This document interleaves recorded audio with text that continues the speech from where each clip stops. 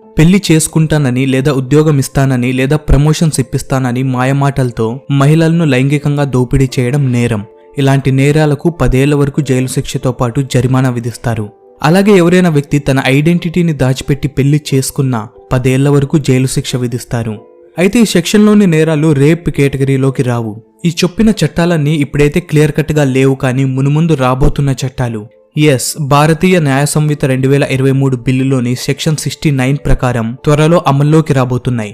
ఇప్పటివరకు మనం ఫాలో అవుతున్న ఇండియన్ పీనల్ కోడ్ లో పై నేరాలకు సెపరేట్ గా లేదా క్లియర్ కట్ గా సెక్షన్లైతే లేవు. ఇప్పటివరకు మన దేశంలో ఏ పనులు చేస్తే అవి నేరాలవుతాయి, ఆ నేరాలకు ఏ శిక్ష విధిస్తారు అనే దానికి 160 ఏళ్ల నాటి ఇండియన్ పీనల్ కోడ్ ని మనం ఉపయోగిస్తున్నాం. ఇందులో 500కి పైగా సెక్షన్లున్నాయి. వేరువేరు నేరాలకు వేరువేరు శిక్షలు వేస్తారు. అలాగే ప్రపంచం ముందుకెళ్లే కొద్దీ చాలా మార్పులు చేశారు కూడా. అయితే నరేంద్ర మోడీ గారి ప్రభుత్వంలో కూడా భారీగా మార్పులు రాబోతున్నాయి. అవి త్వరలో చట్టరూపం దాల్చే అవకాశం కూడా ఉంది. ఆ కొత్త బిల్లుల పేర్లే న్యాయ సంహిత 2023, భారతీయ నాగరిక సురక్ష సంహిత 2023, భారతీయ సాక్ష్య బిల్ 2023గా పేర్లు పెట్టారు. ఇవి ఇండియన్ పీనల్ కోడ్ 1860కి, క్రిమినల్ ప్రొసీజర్ కోడ్ 1898కి, అలాగే ఇండియన్ ఎవిడెన్స్ యాక్ట్ 1872కి మార్పులు వస్తున్నాయి. ఐపీసీలోని సెక్షన్ 354లో లైంగిక వేధింపుల గురించి చెప్పారు. 2013లో క్రిమినల్ లా అమెండ్మెంట్ యాక్ట్ ద్వారా ఈ సెక్షన్లో 4 కొత్త సబ్ సెక్షన్లు చేశారు. దీనిలో ఒక్కో నేరానికి ఒక్కోలా శిక్షలు విధించారు. ఐపీసీ 354A ప్రకారం ఒక మహిళను లైంగిక దాడి ఉద్దేశంతో తాకినా లేదా ప్రవర్తించినా లేదా లైంగిక కోరికలు తీర్చాలని కోరినా లేదా ఆమె ఇష్టానికి వ్యతిరేకంగా పౌర్ని చూపించినా 3 ఏళ్ల వరకు జైలు శిక్షతో పాటు జరిమానా విధించొచ్చు. లైంగిక దాడి ఉద్దేశంతో చేసే వ్యాఖ్యలకు కూడా 1 ఏడాది వరకు జైలు శిక్షతో పాటు జరిమానా విధించే అవకాశం ఉంది. 354B ప్రకారం మహిళ ఇష్టానికి వ్యతిరేకంగా ఆమె బట్టలను తొలగించినా లేదా తొలగించేందుకు ట్రై చేసినా 3 నుంచి 7 ఏళ్ల వరకు జైలు శిక్ష విధించొచ్చు. 354C ప్రకారం అనుమతి లేకుండా మహిళల ప్రైవేట్ చర్యల ఫోటోలు, వీడియోలు తీయడం కూడా నేరం. దీనికి 1 ఏడాది నుంచి 3 ఏళ్ల వరకు జైలు శిక్ష విధించొచ్చు. మళ్లీ ఈ నేరానికి పాల్పడితే శిక్షను 3 నుంచి 7 ఏళ్లకు పెంచొచ్చు. జరిమానా కూడా విధించొచ్చు. కొత్తగా పెట్టిన బిల్లులో ఎలాంటి మార్పులు లేదు. ఒక మహిళ వద్దని చెప్పినప్పటికీ పదే వెంబడించినా, పదే మాట్లాడేందుకు ట్రై చేసినా, ఆమెను ఇంటర్నెట్లో లేదా ఇతర ఎలక్ట్రానిక్ కమ్యూనికేషన్ విభాగాల్లో పదే వేధిస్తే అది నేరం. ఇది ఐపీసీ సెక్షన్ 354D కింద వస్తుంది. మొదటిసారి ఈ నేరం చేసినందుకు గాను 3 ఏళ్ల వరకు జైలు శిక్ష విధించొచ్చు. మళ్లీ ఈ నేరానికి పాల్పడితే ఈ సెక్షన్ 5 ఏళ్ల వరకు పెంచుతారు. అలాగే జరిమానా కూడా విధించొచ్చు. కొత్తగా పెట్టిన బిల్లులో ఎలాంటి మార్పులు లేదు. మహిళలను కించపరచాలనే ఉద్దేశంతో దూషించినా, గెస్చర్స్ చేసినా లేదా ఏదైనా వస్తువులను చూపించినా నేరమే. ఐపీసీ సెక్షన్ 509 ప్రకారం ఈ నేరం రుజువైతే 3 ఏళ్ల వరకు జైలు శిక్షతో పాటు జరిమానా కూడా విధించొచ్చు. ఇప్పుడు పెట్టిన బిల్లులో కూడా ఎలాంటి మార్పులు లేదు.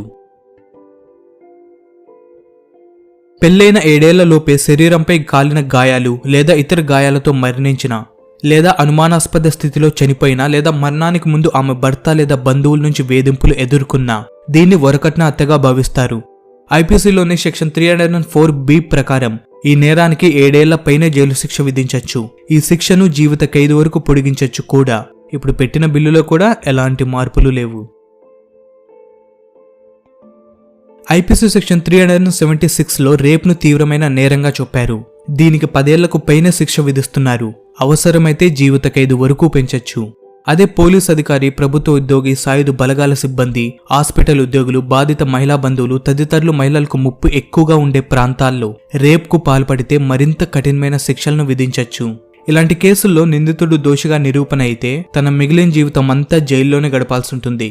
ఇప్పుడు కొత్తగా పెట్టిన బిల్లు సెక్షన్ 64లో దీనికి సంబంధించిన నిబంధనలున్నాయి. అయితే కొత్తగా శిక్షల్లో గానీ నిబంధనలో గానీ ఎలాంటి మార్పులు చేయలేదు.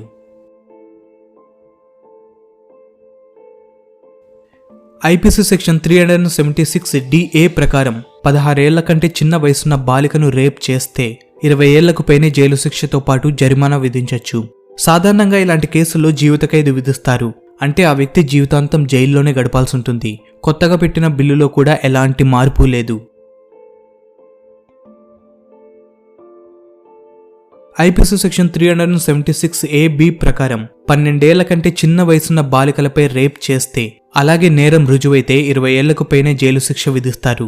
ఈ కేసులో జీవిత ఖైదుతో పాటు జరిమానా కూడా విధించే అవకాశం ఉంది. అవసరమైతే మరణ శిక్ష కూడా విధించేందుకు నిబంధనలున్నాయి.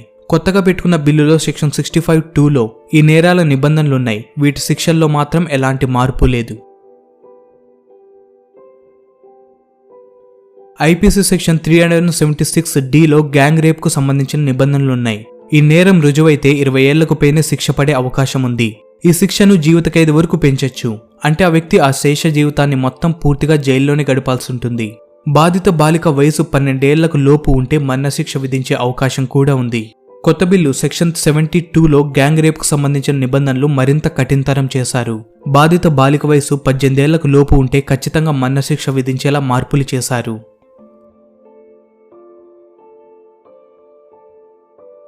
పదేళ్ల కంటే ఎక్కువ వయసున్న భార్యతో లైంగిక చర్యను నేరంగా పరిగణించకూడదు. ఇక్కడ భార్య అనుమతి లేకపోయినప్పటికీ దీన్ని నేరంగా చూసేవారు కాదు.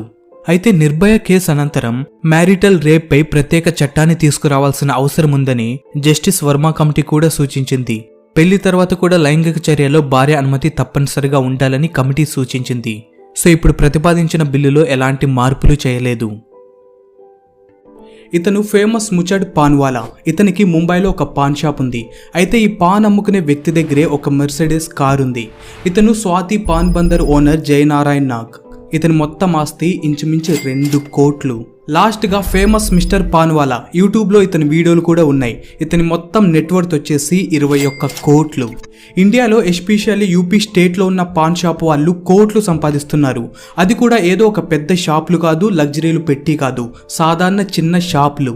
యూపీలోని కాన్పూర్లో మాత్రమే టైమ్స్ ఆఫ్ ఇండియాలో వచ్చిన కథనం ప్రకారం 250 కంటే ఎక్కువ మంది పాన్ షాప్ వాళ్ళ ఇన్కమ్ కోట్లల్లో ఉంది.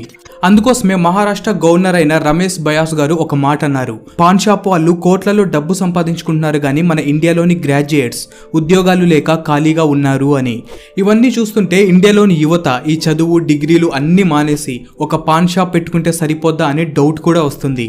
సో ఈ వీడియోలో సాధారణంగా కనిపించే ఈ పాన్ షాప్ బిజినెస్ ద్వారా ఎలా కోట్లు గడిస్తున్నారో తెలుసుకునే ప్రయత్నం చేద్దాం. సో నేను మీ decor, welcome back to our channel. Paan గురించి ఒక విచిత్రమైన విషయం ఏంటంటే ఒకప్పుడు ఈ పాన్ని కేవలం డబ్బున్నోళ్ళు మాత్రమే తింటూ ఉండేవారు. ఎస్, నిజం. ఎందుకంటే ఈ పాన్ తినే పద్ధతి, పాన్ కాదు పాన్ తినే పద్ధతి కూడా చాలా ఖరీదుగా ఉండేది. ఈ పాన్ని 16th సెంచరీలో కేవలం మొఘల్స్ ఇంకా యూపీలోని నవాబులు మాత్రమే తినగలిగేవారు. ఇలా ఎందుకంటున్నానంటే అప్పట్లో పాన్ తినడానికి కొన్ని నియమాలు ఉండేవి. ఆ పాన్ తినే వ్యక్తి ఖచ్చితంగా పాటించాల్సినవి పాటించే వాళ్ళు కూడా. అందులో మొదటి నియమం పాన్ దాన్. ఈ వస్తువు పాన్కి సంబంధించిన అన్ని ఇంగ్రీడియంట్స్